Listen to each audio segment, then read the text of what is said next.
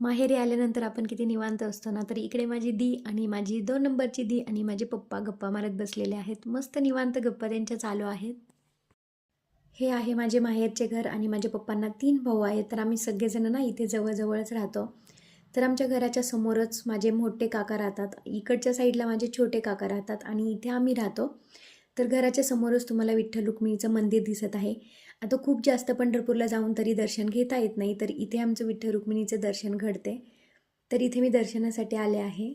या मंदिरासमोर ना जास्त सावली नाही आहे. एकच झाड आहे, त्याची पण सावली खूप कमी पडते. तर मंदिराच्या उजव्या साईडला माझी शाळा आहे. इथं माझे 7वी शिक्षण कंप्लीट झाले आणि इथे 2 पाण्याच्या टाक्या आहेत. तर इथूनच आमच्या गावी पाणी वगैरे सप्लाय होते. तर भैयाने इथे सावलीसाठी ना वडाचे आणि पिंपळाचे झाड लावलेले आहे. इकडे माझ्या पप्पांची शेती आहे. आज ना आम्ही चाललेलो आहोत मोठ्या भैयाच्या आणि छोट्या भैयाच्या बेबीकडे. तर नेहमीप्रमाणे सगळे मिळूनच चाललेलो आहोत. तर सगळे मिळून जाण्याची मज्जा काही वेगळीच असते ना. तर इथे ना आम्ही कुठे जायचं असेल ना, तर सगळे एकत्र येतो आणि सगळे मिळून जातो. तर इथे छोट्यांना खूप भूक लागली होती, तर छोट्या भैयाने वडापाव वगैरे घेतले होते. आता मोठ्या बहिणीच्या घरी जाऊन आम्ही जेवण करणार होतो, त्यामुळे इथे थोडासा नाश्ता वगैरे करून घेतला. आता खूप वेळ लागणार होता, तर इकडे आम्ही CNG भरण्यासाठी आलो होतो आणि इथे खूप भली मोठी लाईन लागली होती. तर इथेही आम्हाला खूप वेट करावे लागणार होते. इथे दीदी आणि चिल्लर पार्टी गप्पा मारत बसले होते. इकडे माझी मोठी दी आणि इकडे मी आणि आई गप्पा मारत बसलो होतो. फायनली आता आम्ही चाललो आहोत मोठ्या बहिणींच्या घरी आणि इथे ना माझ्या मोबाईलची बॅटरी खूप लो झाली होती, त्यामुळे मला बाकीचं शूट वगैरे काहीच नाही घेता आले.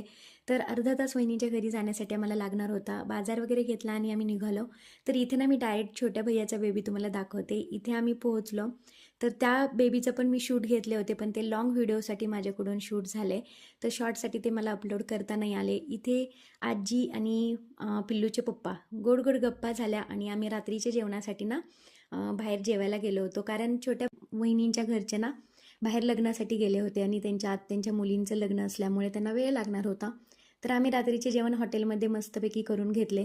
तर इथे ना छोट्या वहिनी आणि माझी छोटी दी एकाच गावामध्ये राहतात, तर तिकडे आम्ही मुक्कामाला जाणार होतो. आईचा उपवास वगैरे होता, त्यासाठी तिला फराळ वगैरे घेतले होते आणि रात्रीचा मुक्काम आम्ही ताईकडेच करणार होतो. व्हिडिओ तुम्हाला कसा वाटला कमेंट करून नक्की सांगा. आता आम्ही ताईच्या घरी पोहोचलो आहोत. असाच होता आजचा दिवस. भेटूया नेक्स्ट व्हिडिओमध्ये. तोपर्यंत बाय.